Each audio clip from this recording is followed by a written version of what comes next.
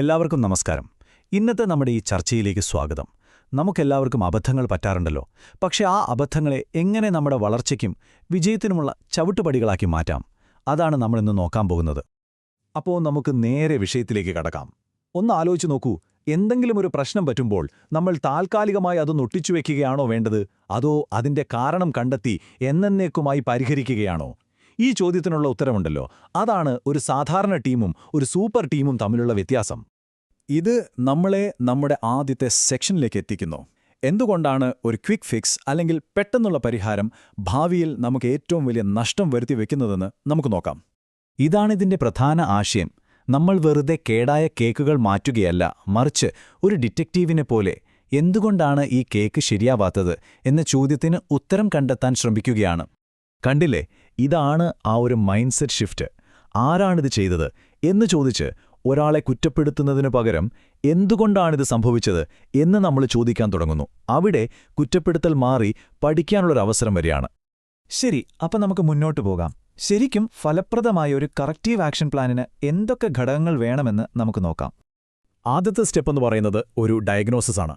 അതായത് പ്രശ്നത്തിന്റെ വ്യാപ്തിയും ഗൗരവവും എത്രത്തോളമുണ്ടെന്ന് എല്ലാവർക്കും വ്യക്തമായി മനസ്സിലാവുന്ന രീതിയിൽ അതിനെ ഒന്ന് വിവരിക്കുക.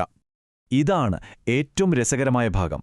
കാരണം കണ്ടുപിടിക്കുക എന്ന് വെച്ചാൽ വെറുതെ ഒരു പേപ്പർ വർക്ക് ചെയ്യുക എന്നല്ല, മറിച്ച് ഒരു യഥാർത്ഥ കുറ്റാന്വേഷണം നടത്തുന്നതുപോലെയാണ്. നമ്മൾ ലക്ഷണങ്ങൾക്ക് പിന്നാലെ പോകാതെ യഥാർത്ഥ വില്ലനെ കണ്ടെത്തണം. അപ്പോൾ ഇവിടെ ഒരു പ്രധാനപ്പെട്ട കാര്യമുണ്ട്. നമ്മൾ രണ്ട് തരത്തിലുള്ള നടപടികളെപ്പറ്റി ചിന്തിക്കണം. ഒന്ന്, തൽക്കാലം ചോരയൊലിപ്പിക്കുന്നത് നിർത്താനുള്ള ഉടനടി നടപടികൾ. രണ്ട്, ഭാവിയിൽ ഇങ്ങനെയൊരു മുറിവേ ഉണ്ടാകാതിരിക്കാനുള്ള ദീർഘകാല നടപടികൾ. രണ്ടും ഒരുപോലെ പ്രധാനമാണ്. ഇതാണ് ഒരു പ്ലാനിനെ വെറുമൊരു ഐഡിയയിൽ നിന്ന് ഒരു ആക്ഷൻ പ്ലാനാക്കി മാറ്റുന്നത്. ഇതൊന്ന് ശരിയാക്കണമെന്ന് വെറുതെ പറയുന്നതിൽ ഒരർത്ഥവുമില്ല. പകരം ആര് ചെയ്യണം, എന്ത് ചെയ്യണം, എപ്പോ ചെയ്യണം, ചെയ്ത കാര്യം ശരിയായിട്ടുണ്ടോ എന്ന് നമ്മളെങ്ങനെ ഉറപ്പുവരുത്തും?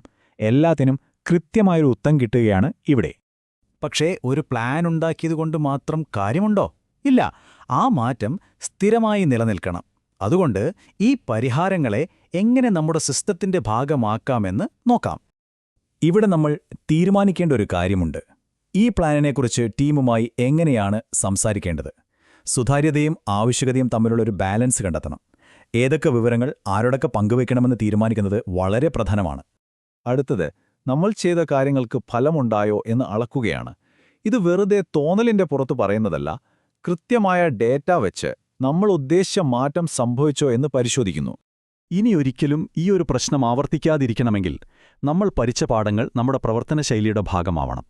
അതിനായി പുതിയ നിയമങ്ങളോ പരിശീലന പരിപാടികളോ സിസ്റ്റത്തിലെ മാറ്റങ്ങളോ ഒക്കെ ആവശ്യമായി വരും. ഇതെല്ലാം നമ്മളെ കൊണ്ടെത്തിക്കുന്നത് ഒരൊറ്റ ലക്ഷ്യത്തിലേക്കാണ്. ആത്യന്തികമായ ലക്ഷ്യം, ഈ തെറ്റ് ഇനിയൊരിക്കലും സംഭവിക്കരുത്. ഈ ചോദ്യങ്ങൾ ഒരു ഫൈനൽ ചെക്ക് പോലെയാണ്. നമ്മൾ ചെയ്തത് ഒരു താൽക്കാലിക പരിഹാരമായിരുന്നോ അതോ സിസ്റ്റത്തിന് കിട്ടിയ ഒരു പെർമനന്റ് അപ്ഗ്രേഡ് ആയിരുന്നോ എന്നുറപ്പിക്കാൻ ഇത് നമ്മളെ സഹായിക്കും. അപ്പോൾ അവസാനം നമ്മൾ സ്വയം ചോദിക്കേണ്ട ഒരേയൊരു ചോദ്യം ഇതാണ്: ഇതിന് നമുക്ക് ധൈര്യമായി അതെ എന്നുത്തരം പറയാൻ പറ്റുന്നുണ്ടോ? പറ്റുന്നുണ്ടെങ്കിൽ അഭിനന്ദനങ്ങൾ. നിങ്ങൾ വെറുമൊരു പ്രശ്നം പരിഹരിക്കുകയായിരുന്നില്ല, മറിച്ച് നിങ്ങളുടെ സിസ്റ്റത്തിനെ ഒന്നുകൂടി മികച്ചതാക്കുകയായിരുന്നു. ആ തെറ്റിൽ നിന്ന് വിജയത്തിലേക്കുള്ള ഒരു വഴി തുറക്കുകയായിരുന്നു.